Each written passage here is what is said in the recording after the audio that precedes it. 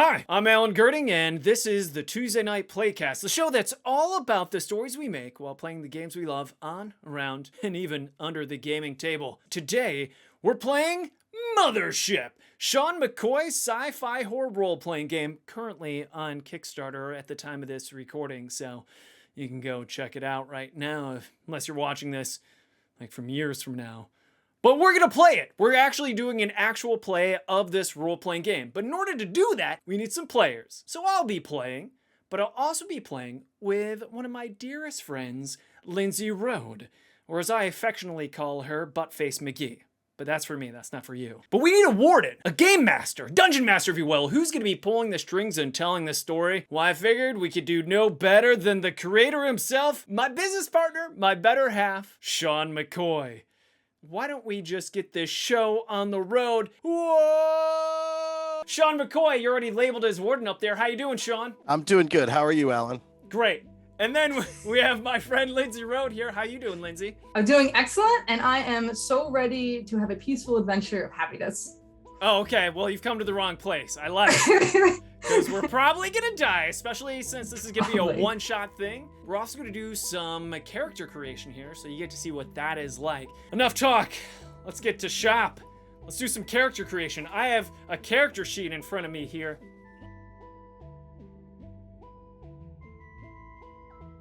Worked really hard to make the character creation very, very simple. We've got a flowchart just like we did in Zero Edition, but now it's new. We could start right up at the top. Fill in your player name. Your high score right now is 0.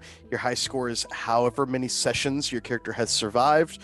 Totally a meaningless stat, but I think it's important.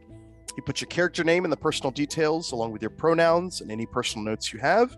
And then we're going to move right along to step number 1. Roll 2d10 plus 20 for each stat. You have 4 stats: strength, speed, intellect, and combat. Each of those are stats that you're going to roll on a D100 equal to or under your stat.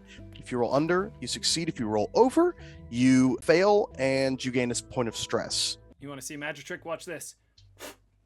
Connie McGregor! You got your name up there now. I was too impressed that I should have been for that. And for me, I'm going to be Jimmy Cobb. I'm Jimmy Cobb. I came up with this whole backstory that no one cares about but me. But Jimmy Cobb, he's from New Bossland, which is like a combination of like Cleveland and Boston and New York, New Jersey kind of area because of the floods. Sounds wonderful. It is. It's amazing. All the best parts. Yeah. All right, so we got the 2d10 plus 20 for each stat. That's different than it used to be. It used to be 6d10. It used to be 6d10, which had like this really fat curve if you're into statistics and probability.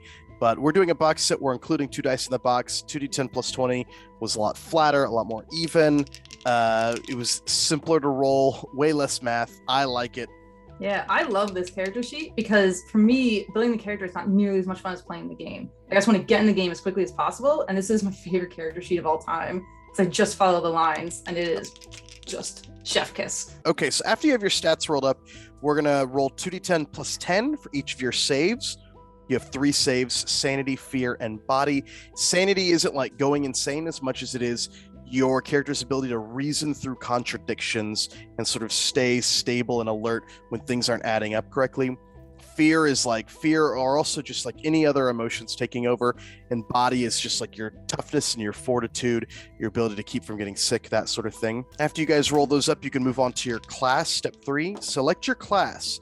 You have a little checkbox here. You can check Marine, Android, Scientist, or Teamster. Those are our 4 classes. And then you'll see you've got little bonuses there. Marines have plus 10 to combat, plus 10 body save, plus 20 fear save, and plus 1 wound. You can go ahead and add those onto your character sheet. All right, next step. Step 4, roll 1d10 plus 10 for your health per wound. So you are going to start off with 2 wounds if you're a Teamster or Scientist, or 3 if you're a Marine or an Android. You can mark those on the bubbles on the left-hand side. And then up at the top, you can circle the number of your health per wound. So basically your wounds are like your lives or your health bars, and your health per wound is how much damage you could take before taking a critical injury of some kind. These could range anywhere from losing a limb to death to just getting knocked down or be prone, that kind of thing. So it creates a situation where you're never really sure how much total HP, quote unquote, you have. So once you have that marked, we're going to go ahead and gain stress. The whole game revolves around this stress and panic system where you accumulate stress as you fail rolls. And then when you critically fail a roll, you make a panic check. So for us, we're going to start at 2. So your current and minimum stress is 2.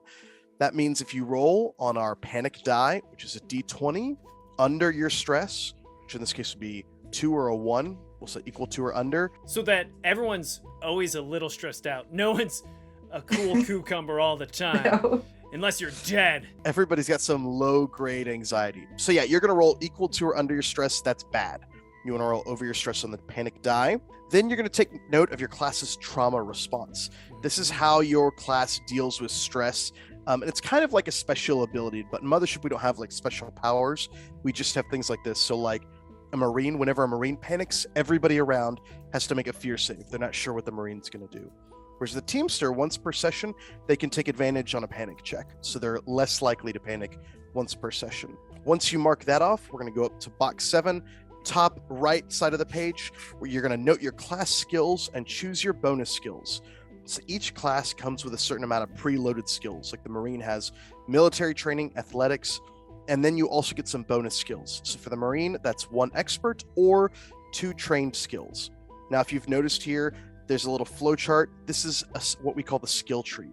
And each of these skills has prerequisites. So like psychology, in order to get psychology, you have to have zoology, which is exactly how it works in real life. You can also use, I believe, botany will get you there as well. For explosives, you can have either jury rigging or chemistry or military training. You don't have to have all the prerequisites, just 1 at least. And the way skills work is basically if your skill is relevant at all to whatever you're doing, you can add your bonus, that's 10, 15, or 20 for trained, expert, or master, to the stat that you're trying to roll under. So if your combat was 50 and you had military training and you thought your military training would apply to your combat, that's 60 that you now need to roll under. Step 8, roll for your equipment loadout, trinket, and patch. These are 3 pieces of equipment basically that are going to define a little bit about your character, give you something to go off of. Alan, what class did you choose? I chose Marine. Jimmy the Cobb, he's a Marine. Lance Corporal. You won't give him Sergeant. No matter how hard he works, he's not happy about it. I love it. So give me a D10 roll. Jimmy the Cobb rolls a 1. A 1. So you have advanced battle dress, which is like a heavy battle armor that has 10 armor points. Woohoo! You have a flamethrower and a boarding axe. Lindsey, what class are you? I'm a Teamster. Yep. All right, go ahead and give me a D10 roll. 6. 6. Okay, you have standard crew attire, which is armor point of 1. You have a combat shotgun, which has 4 rounds. And you have a 20-meter extension cord and a cat. I'm sure all of these will be as equally useful as each other. They're all useful in the right person's hands. Okay, now we're going to get your trinket and your patch. Alan, go ahead and give me a D100 roll. 64. 64. You have a spiked bracelet. I got that from home. New Bossland in Earth 1. Proud of being an original Earther over here. And then give me one more D100 roll. Hold on one moment. I'm putting on my spike collar. I always like to wear it. Reminds me of home. 5. 5. You also have a patch, displays a poker hand. It's a dead man's hand, which is aces full over of 8s? Yep, that's right. Oh! Good call. All right, Lindsey, what do you got here? D100 for your trinket. 48. 48. You have Seditious Smut, a book called The Captain, ordered. It's been a long space ride. And then roll a D100 for your patch. 76. I don't know how to pronounce this, but basically you have the words "get fucked" in Russian. Wow. I don't know what it says. When I bought the patch, I thought it looked cool, but I still don't know what it actually says on There me. you go. You thought I said peace. Yeah. Skill training you don't need. That's basically something we'll handle during downtime, shore leave as we call it. But you guys should be good to go. Woo! All Easy, right. painless. That's character creation and So mothership. painless. It's so painless. Yeah, let's do this shit. Come on. All right, I'm let's ready. do it. Okay. Paint the picture, Warden Sean. The company has sent you and your crew as an advanced terraforming team to install terraformers on the lush jungle world of Surma 7. It's a 6-month tour on a toxic and unterraformed planet, but the pay is just right. You guys load up your cargo bay with a terraformer unit and an exo loader, and you take your heavy lander down to the advanced drop camp Kilgore. However, when you arrive, you're expecting a greeting from Commander Willard, but instead, you're only met with heavy rainfall and staticky comms. The atmosphere outside is toxic. It's about 84 degrees Fahrenheit. It's hot, humid, rainy. It's dark. You've just landed under the cover of nightfall. You see the wet leaves bristling in the air as you guys land in the landing zone. And you come up across the entrance. It's a primary airlock. So it's basically this giant, picture a door on like a submarine. One of those big round doors. This one's automated. It looks like you'd punch in some sort of key code there, and then it would let you into some internal chamber that would let you into the rest of the facility. You see here maybe like 4 futuristic, steel-looking buildings. A couple of them are cylindrical, and then beyond that, what look like 24 sort of connected, almost like trailers. They're a little bit bigger than trailers, but they're all internally connected by these hallways. You assume because the atmosphere on this planet is toxic, everything inside has like its internal atmosphere, that kind of thing. What do you guys want to do? Do you want to scope it out? Do you want to get some tools off your heavy lander? Do you want to try go right up to the airlock? How do you want to approach the situation? Just a fact check really quick. We're on the planet Sumra 7. Surma 7. Surma. Okay. Surma. Mm-hmm. Yeah, that's my dyslexia coming in. All right, RMA, not MRA. Surma 7, and we're at the Kilgore camp. Yes. And we just ADC landed. Kilgore. And you just landed. Your goal here is to set up some terraformers. You're supposed to meet with Commander Willard. You were expecting to hail them. You haven't heard anything on the comms. There's a big storm rolling in. Your main ship, your jump ship that brought you over here, is orbiting above you. And you've brought down a couple Teamster technicians with you to help out. So literally, it's just us in vac suits outside right now, and the dropship left us here. That's right, yeah. We're outside the door. Then I'll ask the team. I should say Jimmy will ask the team. Connie, anyone get into contact with anyone inside yet? No, it's total breach of protocol. But what do you expect out here in the far reaches of nowhere? I mean, are we late or something? Why aren't they answering? I don't know. Can we phone up to the main ship? Yeah, so you call up to your main ship. This is Reagan. Yeah, what can I do for you guys? Yeah, it's pretty quiet down here. It's a bit strange. They're not following protocol. Do you have anything on your end? The tropical storm seems to be affecting our radio communication. Suggests that you get inside. I'm sure everything's fine. We don't know what kind of sleep schedule they're on. They might be away from the base on one of their bug hunts right now. I should clarify for the audience at home, you guys are meeting what's called a SAC team, a sweep and clear team. They've been sent down to this planet ahead of the terraforming team, which is you, to clear the area of any dangerous flora or fauna, to basically make sure it's safe enough for the Teamsters and scientists that are to come in and install their big old terraformers. So it's possible that they could be out on some sort of bug hunt or kill mission or whatever, and just aren't at their sort of like command stations right now. There's only supposed to be a population of 12 humans and 1 android here in general.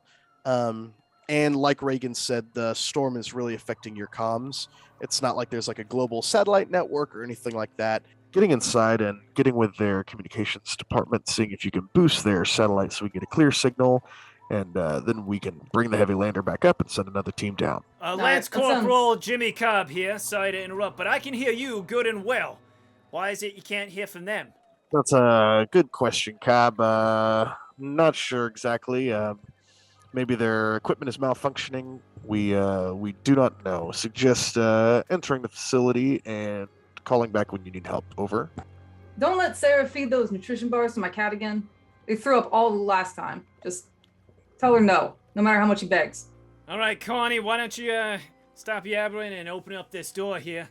I got you back with my old flamethrower ready, just in case any of the sweep and clear action comes our way. All right, just don't get too trigger happy with that flamethrower. All right, I'm gonna try to open the airlock. Okay, you get to the airlock and it looks like there's some sort of number pad in. You punch in the key code that you've been given, and you get an error screen, and it says low power warning, low power. So, you see any batteries anywhere? You're asking me? I'm your protection here. Yeah. It's your job to open the damn door. All right. Dude, it's so cranky every time we have a mission together. I'm just doing my job, Connie. All I'm asking is you do the same! God damn. All right, I look around with a dramatic sigh. I look around for a battery pack or some sort of power source. So yeah, you're not exactly sure what the problem is, but you do know that probably if there's an issue with the power in the primary airlock, it has something to do with the power generator, which is deeper within the facility. So it sounds like that there's an issue with the whole station's power if there's an issue at this airlock. I mean, there's not an easy fix here. We need to look around. We need to look around some more. I don't see anything obvious here. Jumping out at me saying, power me. Can't you just hack into that or something like that? Can't you, I don't know, redirect the power or something? I mean, I can try. That's not something I'm trained to, but I get a lot of things done. I get lucky sometimes. Let's give it a shot. That's okay. Feel free to contribute at some point. No, just look pretty. Hold your gun. Just look pretty. Hold that gun while I do this. Oh my God! Just do your job. All right. Let's see. What are you trying to do? The computer system. You want to try and hack it? Do you have hacking as a skill? Not at all. What about computers? I do have computers, but not hacking. Okay. Yeah, so that's going to be an intellect check. So you take your intellect, add 10 for the computers, and try to roll under that on D100. So 41. And you said I get to add the 10 plus 10 bonus. So my intellect is 35, so I make it. There you go. Awesome. So you sort of fiddle around with the device, and you get some kind of spark going. It feels more like you're hot wiring this thing than really hacking into any computers or whatever. But you're able to trigger the failsafe, which is like the emergency override for the airlock in case of a problem. The big door, you see this big creak, and inside sputters to life these red emergency lights. Clearly, this is not how this door is supposed to be functioning. This is the primary egress for the entire station, or for this entire installation. So something's definitely triggered you guys. That something has gone wrong here. Inside the airlock, there's doors clearly labeled. One of them says that it leads to the life support system, and the other one to the south says that it leads to the rest of the base, the science lab, command center, commissary habitat, armory, power generator, all that sort of stuff. So life support sort of quarantine over here, and then beyond that is the rest of the base. I'm gonna radio up to base, Connie. Hold on one second. Rather a drop ship. Hey, this is Lance Corporal, Jimmy Cobb here, letting you know we have gained entry. The emergency lights are on. Please advise. Over. That's disconcerting, Lance Corporal. Establish what the situation is on the ground and see if you can figure out what's going on. I mean, we can't just up and leave. We have to figure out where these people are and what's going on and whether we should continue with our mission. Over. All right, you can count on me. All right, Connie, I think I best take the lead here and... Listen, you got no complaints from me taking the lead. All right, let's go. And we're gonna head in, and we're gonna head not towards the life support system, but towards the common areas. So you guys head down a sort of hallway. The red lights are flickering. You see the whole place is almost like dusty, like it hasn't been used. There's even cobwebs on the walls. So the whole place just has like a stale, dead quality to it. You enter into the science lab, which isn't the pristine or anything. It has a hallway to the command center and then to the commissary and habitat beyond that. Inside the science lab, you see, knocked over trays.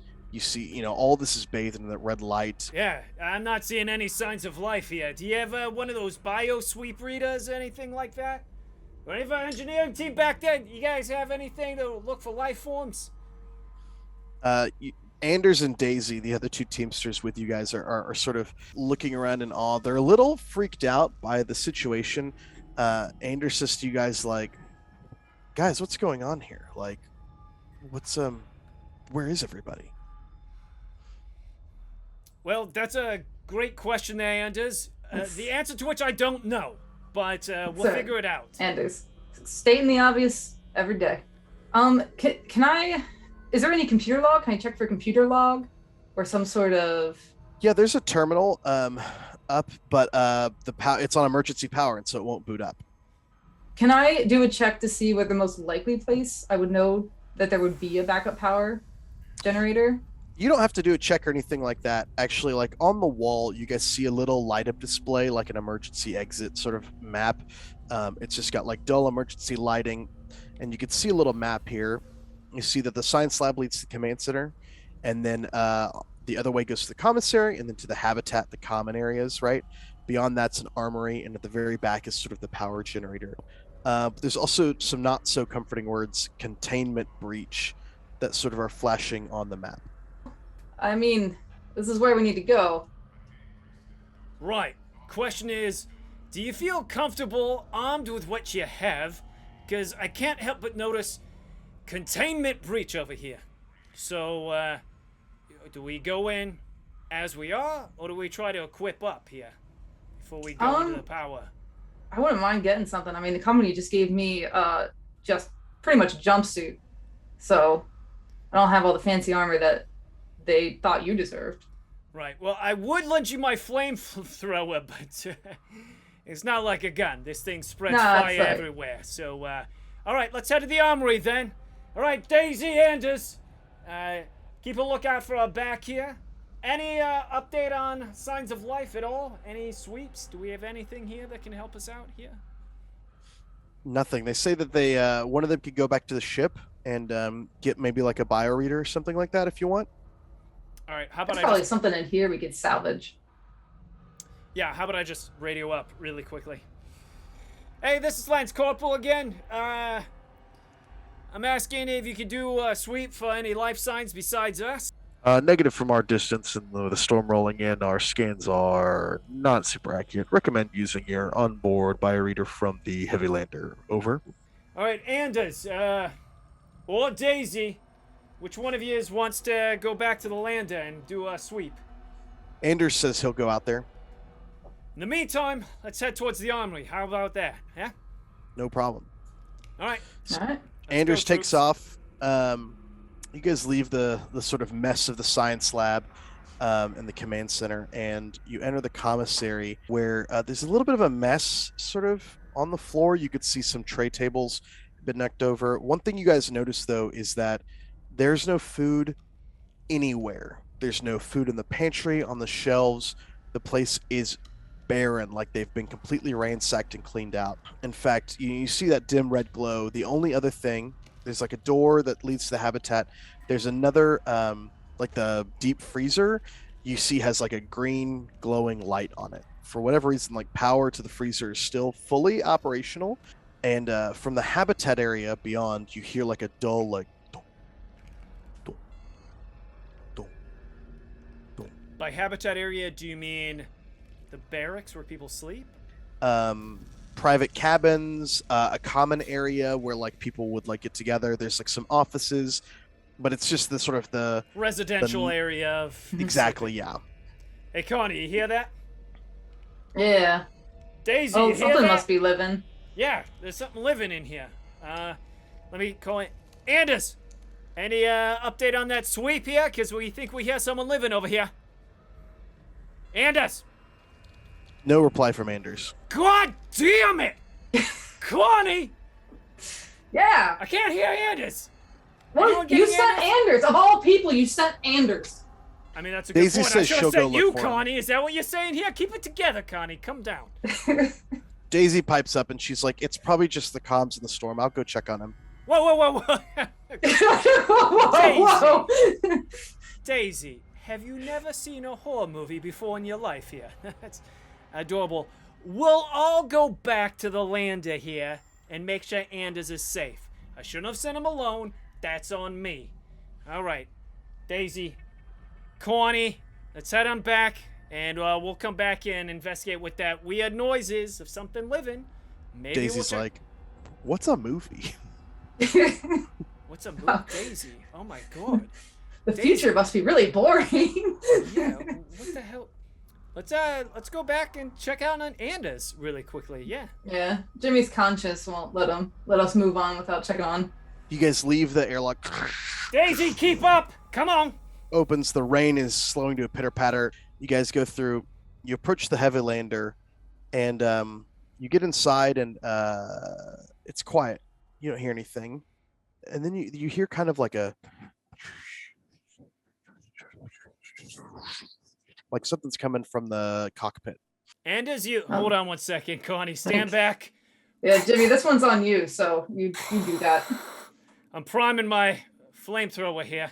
I mean, don't flame Anders. I agree. I shouldn't flame Anders, but he's not responding here, so err on the side of caution. No response. I'm gonna start making my way towards the cockpit. Okay, you hear the clunk of your advanced battle dress. You barely fit in this heavy lander, walking through it. You get up to the front and you see a form sitting in the cockpit, just still staring straight ahead.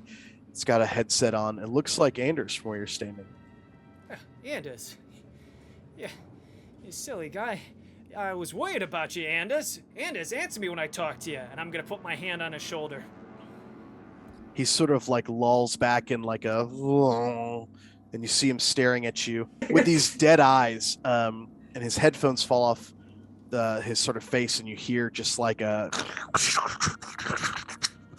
some kind of like noise coming out of the headphones, and he sort of blinks, and he's like, "Cop?"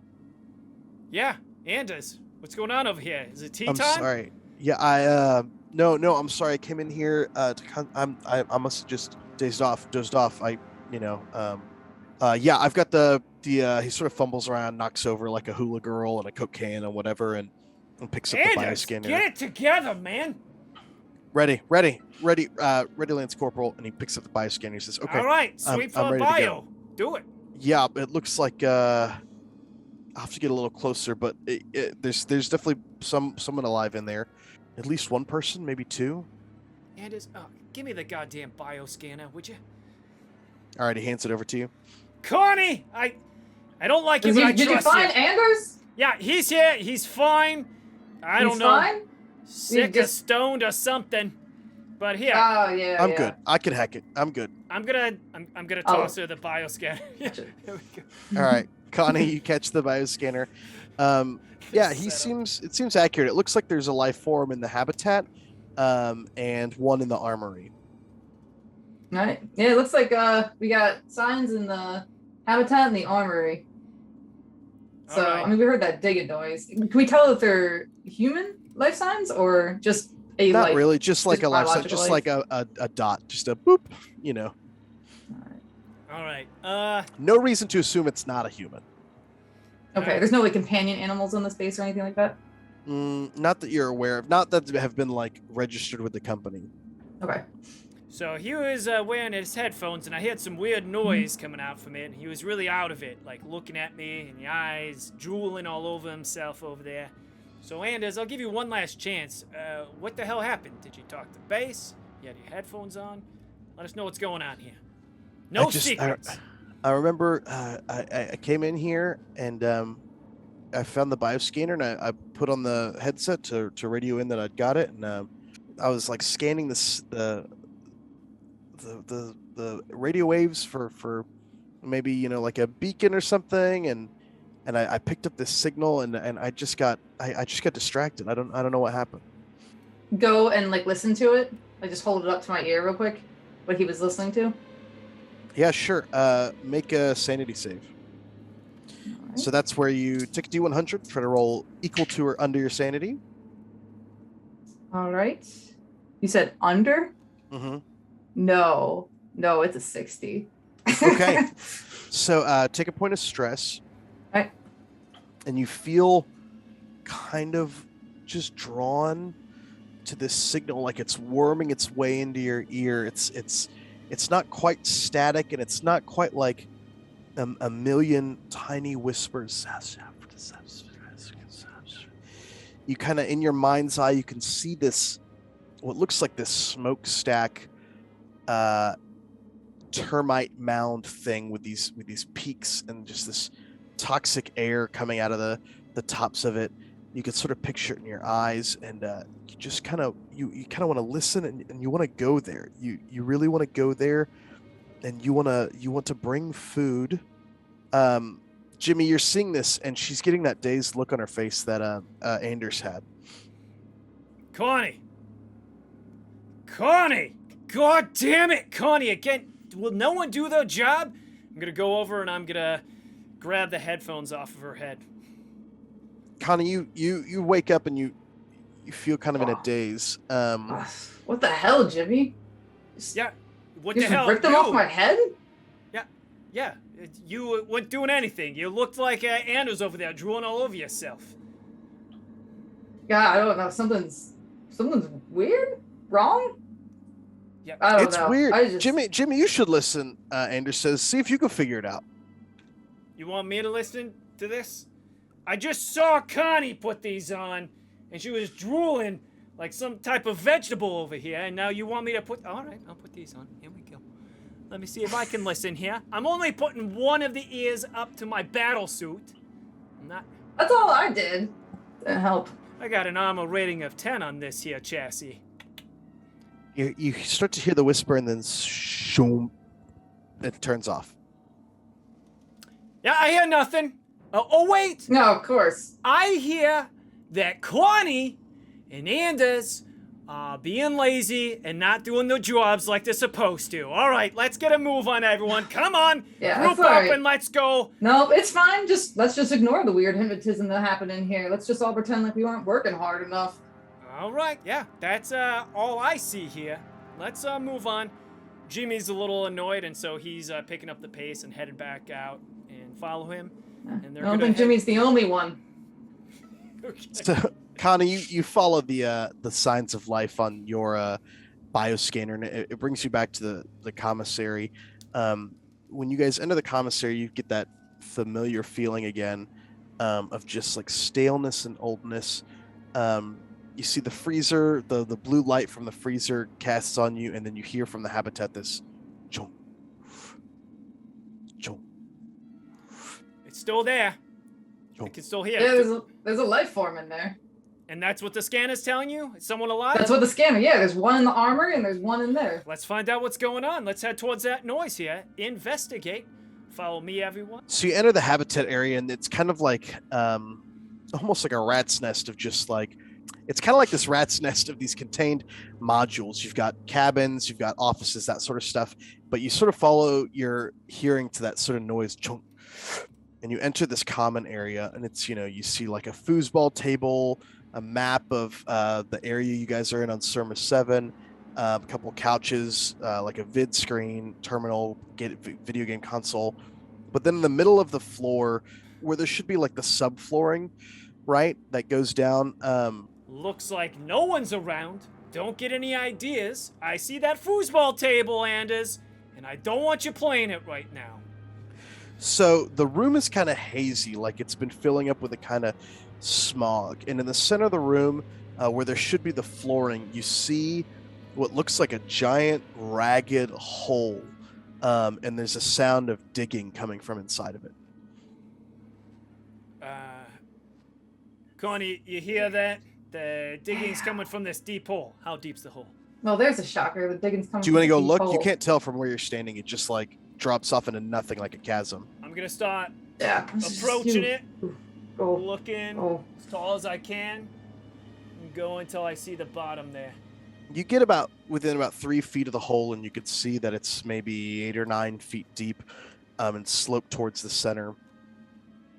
And at the bottom, there's what looks to be a man holding a shovel, head kind of lolling on the shoulders, just digging, and then just shunk, shunk, digging deeper. Connie, and we deeper got a and live deeper. one here. He's digging. All right. Well, that's weird. Just ask him his name.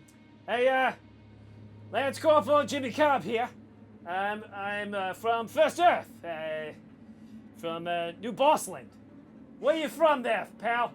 The figure slowly stops digging and lets the shovel droop in his hand, and then rolls around to face you, and you see that his head is not like lolling, it is hanging off of this stump where his head's been cut almost clean off, and it's just hanging on by a little strip of neck fat, and the eyes are kind of blinking out of order while it just stares up at you. Even though it's detached almost, it's still blinking? Yeah. Okay. Can I see this, or only he's seeing this? How close are you? Not that close. Then you can't see it. Right. Connie, step back. We got a Cronenberg situation over here. Oh, I just what? And I step Daisy, back. I know you've never seen a movie before, but Cronenberg is basically a body horror here. We got a guy. Now's not the time, Jimmy. You're good point. Now it's not the Sorry, time for the movie education. I'm priming my flamethrower here, Connie. Step back. We got an undead zombie situation here. Get back, Connie. I want to make it clear that Connie is back all the way to the wall. All right, Jimmy, make a speed check for me. I rolled a 3. What do you want to do? God damn it, I wish I had a goddamn post rifle right now instead of this flamethrower. What was I thinking? I thought I'd be outside, not inside. All right, Connie, what are you doing? I'm just waiting to see how the corporal handles himself in this unique situation, so I can be better informed in the future of how to deal with things like this. I do have my shotgun out though. Just okay. Well, the figure's gonna shamble up to get out of the pit.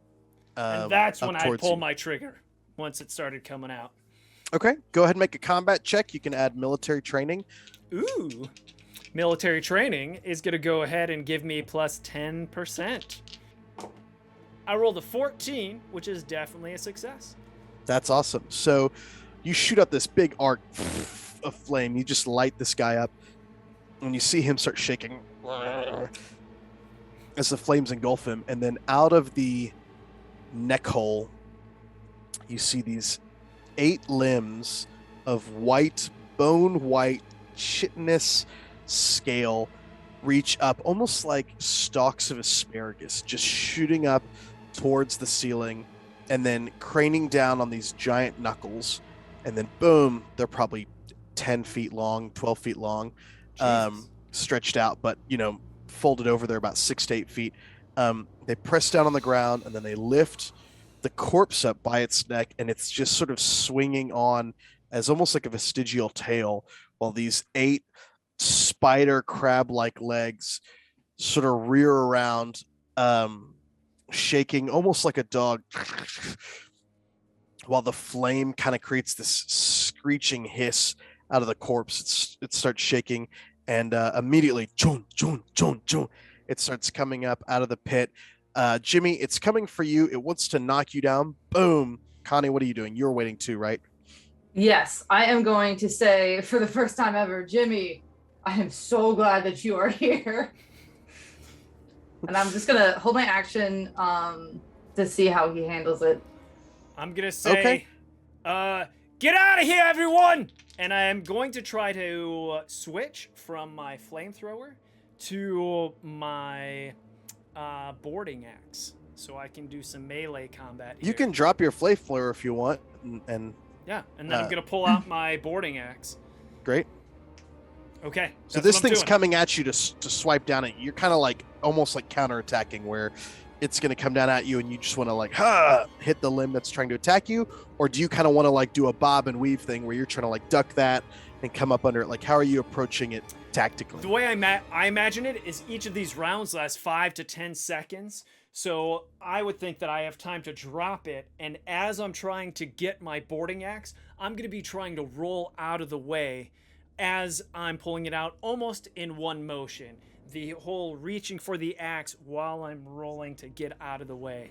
So I'm trying to be squirrely as a boxer would be, a pugilist. Because man, those androids, they don't know how to fight. You're not super nimble in this advanced battle dress. So if you want to do like a dodge thing, that would be a disadvantage. If you just want to sort of take the hit and go toe to toe and be like, fuck you. Well, you've changed my mind, Sean. I'm going to say fuck you and try to take the hit and block with the boarding axe. So you're going to make a combat check with hand-to-hand combat because you're using your boarding axe. And Jimmy rolls a 93. That is not good. I don't know anyone who would succeed on a 93. Okay, so basically you come up with your boarding axe and you're sort of like raising it to attack this thing, and it just comes in way too fast and just hits you square in the chest with this giant sort of crab limb. All right, and it does 17 damage. Are you kidding me? 17 damage? I'm Yes, talking like so- Jimmy, even Allen. All right, so all right. So it'll break your armor. Yeah, but I get to reduce it by 10, yes? Correct. Yeah, so you take 7 damage. So my armor is now 0. But it makes sense because even though it's an advanced combat armor, I imagine I have like a vac suit inner lining failsafe. Yeah, I don't think this is like a puncturing wound. I think this is just like cracked, Crumpling. you know. Yeah. So Yeah. you like fall, boom. So I take You fall 7 back. damage. You which take 7 means damage. Now That's I'm right. down to 8. All right. Lindsey, you were kind of holding your action. What do you want to do? Yeah, so I think I've seen enough of Jimmy's superior fighting skills at this point, and I will get involved. I'm going to shoot my shotgun at the. You said there's like the head dangling in the middle of the so- body.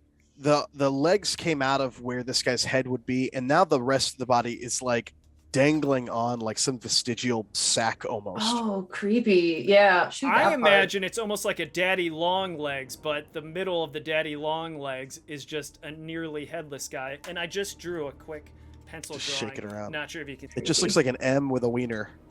Yeah. Yeah, exactly. So like a daddy long legs with like a body just limply hanging from its center torso or whatever. You want to shoot at that? Yeah, why not? Okay. Yeah, that's Really no tempting. problem. Yes, so make a combat check. If you have military training or firearms, anything like that will help. No. I did 46, but unfortunately my combat's 31. You fire, boom. You actually hit the creature. You fail to do any damage, but what you do get is its attention, right? And so these Lovely. shotgun shells just flick off of its armor plating, just ding, ding, ding, ding, ding, ding, and it hurls around at you. It's completely ignoring Jimmy now that he's been knocked down. Choo, choo, choo. Comes up and attacks you. It's coming down. It rolls to hit. What are you doing? Are you trying to roll out of the way? What's your goal here? I am, going to try to get out of the way of the attack. Okay, cool. Make a body save for me. 59. My body is a 32. Okay. So So, it's coming in to try to puncture you. 13 damage. oh, he said 13. You actually have 3. You have 3 armor points if you're wearing a vac suit. Oh, do I? Oh, perfect. So that's 10. Oh, so that puts me at 5 health left for my first wound. Cool. That hurt. But your vac suit has this like. Warning, warning. Toxic atmosphere detected. All right. God Jimmy, what damn do you it, guys Connie! I said get out of here. Anders, Yeah. Daisy, Anders and Daisy got out of here, They Connie. did get out of there. Yeah. We don't Anders stick and Daisy around. are long gone. All right. Save your sorry ass. Well, I guess I'm gonna have to be the hero and try to get the creature's attention away from Connie. So I'm gonna go ahead and try to bury this thing right into the back of the body. Roll Go ahead and make combat. another combat check for me. Yeah. With a melee attack, hand-to-hand combat, I rolled an 81, unfortunately, which means with a combat of 41, that's not even close. Okay, so you go up there and you get your boarding axe out, and it cuts clear through this guy and just splits him in twain. His guts spool out. The boarding axe is like stuck inside him, No! and you can't remove it. It sort of rears up while you're stuck on, and it's going to do one of these moves, like a cha-cha-cha-cha-cha, to try and the get you old there. chugga-chugga-chugga. I love it. I know exactly what you're Classic. talking about. Classic spider move. Yeah. All right, that's a 13 under a 65. It hits 10 damage. What does Welcome that to take you to? Mothership, everyone. Well, okay, well, doing my math here, I had 8 health, and since I just lost 10, well, that's the 8 gone, left over 2, so I gain a wound, so now I need to roll on that freaking wound table. Probably gore and massive. It could be bleeding. I think we're gonna go with Chukka, chukka, Goran, chukka. Goran Massive. Yeah, that's Sean, it's in the chukka, chukka, chukka column. Yeah, fair. Let's call him 9. Go ahead and give me a D10 roll. D10. I roll a 1. However this shakes out, you're just walking away with a terrifying scar, but your minimum stress is Well, that means I'm at stress 4 because I have failed 2 rolls now. And I'm sure that anyone at home, if you count differently, you'll let me know in the comments section below. Hey, you should have more stress than that. Okay, Connie, what do you want to do? All right. Well, the gun doesn't seem to be working. The axe doesn't seem to be working. So I will take the end of my extension cord, which is 20 meters. Okay. Throw one end to Jimmy and yell, "Trip it." And I Okay. will attempt to run around the creature and try to tie the legs up. You're doing like a rodeo hog tie type of situation. Yes, I am attempting to rodeo hog tie the creature. I love it. I love it. I like this. We're yeah. getting a little AT-AT action going on over here. It's the That's only right. way. It's the only thing we haven't tried. The only weapon in our toolkit left. Movies, Daisy! Movies! You throw it to Jimmy. Jimmy, you grab a hold of it. You're like bobbing and weaving, and it's kind of like, backing up. At the very Yeah. least, it's got to be confused. Yeah, it's weird, and it's gonna lash out at you while you're doing this. Go ahead and make a body save for me. Both of us are just Connie. Just Connie. That's an 88, so that is a critical failure. Okay, so 2 things are gonna happen. You're gonna take some damage here. You take 6 damage. So you're like running around, and this thing's like chung chung chung chung, and it just bashes you and knocks you over and trips you, right? God. You're also gonna make a panic check. So go ahead and grab your D20, your panic die. This is Okay. the only time we touch this die is when we make panic checks. So if anytime you critically fail, we're gonna make a panic check. What happens is you need to roll this D20, and if you roll equal to or under your current stress, then we roll on the panic table. It is a 4. Hold Which on there, is- Connie. Hold on, Lindsay. You are a teamster, and once per session, as your trauma response says, you may take an advantage on a panic check. Oh, I can. All you Oh, have to that's do, right, yeah. Lindsay, is roll that die again. Just roll higher than what you just rolled. So it should be pretty easy. It should be easy. There you It's go. a 20-sided die. All right, so the better score is a 2 then? Yes. Okay. Yeah. A 2. 2 is anxious. You just gain 1 stress. Not one of the worst rolls ever. The Oh. lower rolls on the panic table are not that bad, but they ramp up. Your stress is still going to be ticking up slowly to get those worse and worse results on the table, even if you're playing it very, very safe. You've been knocked down. This thing is jumbling its way out of its sort of like hog's tie thing that you guys have set up. When you guys hear a screeching sound, like Connie, it almost sounds kind of like the loud version of the whispers you heard on your headset. And Jimmy, from down below, because you're like right there, right? Axe in the creature. You could see from the pit 32, just a jumble of more arms crawling out from the bottom of the pit. And Connie, we sort of gotta coming out from run! the bottom. Yeah, we should just go now. We gotta run, Connie! We probably should have done that from the start.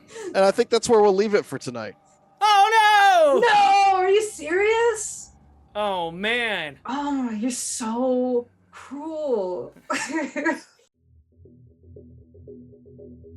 Oh, That's that's the worst such a part good of Mothership. cliffhanger. Oh, my God. Holy crap. I think Jimmy is falling in love with Connie. Not to get like that was an amazing idea. The hog tie. Oh, yeah. The hog tie So was good. like, oh my goodness. So good. I love that. In role-playing games, I really love the idea that you kind of have 3 choices when it comes to combat, and that is fight, flee, or some clever thing. Some Fuck around and exploit. find out. Yeah. Yeah. Yeah. No, I love it. And I love systems and then, like wardens in this case that will can handle it. They can handle the crazy ideas that people are going to throw at you. Yeah. You got to So- reward that shit.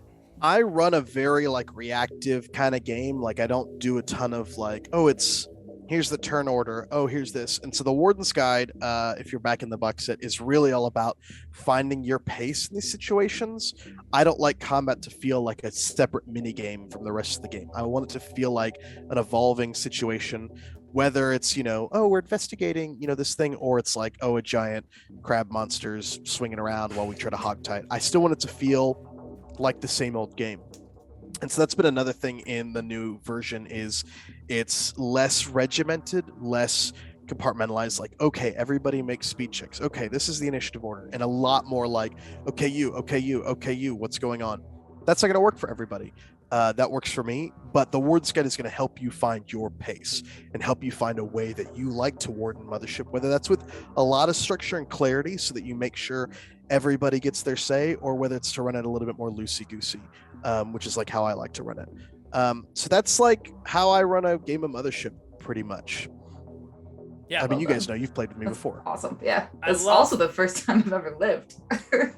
That's true. Although I don't know for how much longer we'd be alive. Yeah, I don't know really, it's just a cliffhanger that saved me, not my own skill. We don't know tactics. how to kill this thing yet. Like, that's the thing, is that fire definitely didn't work. My axe didn't work. No. The only thing I can think is like dismembering its legs or hogtying it. Like, well, to be fair, you didn't try fire. I did. That's the first thing we did, is we lit it on fire. Oh, you did, didn't you? I thought you just lit the guy on fire and it came out of the guy. Right. Yeah, I forgot about it. It might have worked, but it mostly at first pissed it off. Yeah. I mean, I was living in that guy. Yeah. It made the situation better or worse depending on your perspective. Yeah. Absolutely. Well, Sean, I really appreciate you for taking the time. I know we're really busy with this Kickstarter going on, so thank you so much. I don't know if that made it. I love it. You know what, Lindsey, thank you for coming along and taking the time. Yeah, thank you for inviting me. If you don't know who Lindsey is, I'm amazed, because she is a game designer and you are also a publisher for Rose Gauntlet Entertainment. Mm-hmm. So make sure you check out Rose Gauntlet Entertainment. That really helps support Lindsey and this channel. Lindsey, give a soft pitch for Rose Gauntlet Entertainment. What's in the pipelines? So Rose Gauntlet Entertainment, you can make board games, RPGs, and then hopefully video games someday. Right now, we are working on a big campaign box called Life After Dungeon, where you will play in the afterlife. So when your character inevitably dies, when Sean kills him in this campaign, feel free to bring that character over into the world of after and play it in our game. That's awesome. That is great. And you can find those details in the description below of this video, as well as links to our Kickstarter in the video below. In the description below. And if our Kickstarter's over, if you're watching this after the fact, you will have a link to our store where you can buy everything that you just saw us play. Sean, am I missing anything? Any last goodbyes or farewells? No, that was a lot of fun, you guys. That was a preview of sort of our work in progress draft for another bug hunt, which is also a stretch goal on our Kickstarter that will be coming up, revealed soon. I know a lot of you guys have been asking for it, but we're pretty stoked. Chances are it's already been revealed at the time of this, because we're recording this a good 2 weeks before it's going to be released. So the chances are by the time we're watching this, we only have 1 week left on our Kickstarter campaign at the time of this release. So we're coming to you from the past, and we're currently at 850,000 in our Kickstarter campaign, and we're already amazed. Yeah, this is crazy. Just our second week of the campaign, and we're already here. It's ridiculous. So we're hoping Bug Hunt, chances are good that we'll have Bug Hunt already out as a stretch goal by the time this is aired.